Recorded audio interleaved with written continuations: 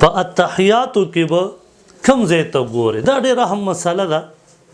څوک وایي لمنې ته به ګورې، څوک وایي زنګونونو ته به ګورې، څوک وایي سجدې ځای ته به ګورې، څوک وایي زړه ځای ته به ګورې.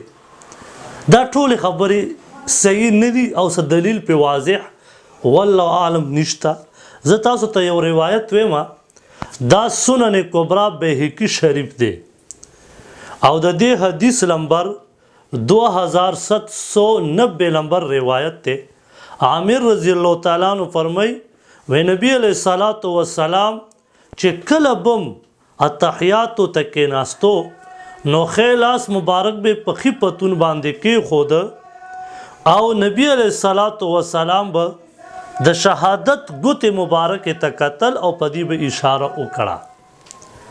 نبی علیہ السلام به شهادت ګوتې ته قتل تا سنت عمل دی. د شهادت ګوتې ته په تحیاتو کې ګوري. بعضې خلک بټونو ته ګوري، بعضې خلک سلایې ته ګوري.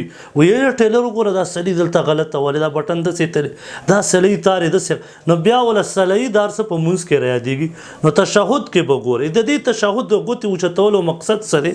نبی علیہ السلام فرمایي د دې نه مراد دی توحید د الله. تا چې کله التحیات شروع کړه واشهد ان لا اله ته ورسېدې، دا دې اوچته کړه. نو په دې کې په زړه کې به دا راولې چې نشته د معبود برحق حاجت روا الا الله، اشهد ان لا اله الا الله. نو یو الله دی. دې ګوتې مقصد توحید دی، توحید د الله. نو په کار دا دی چې په تحیاتو کې شهادت ګوتې ته ګورو.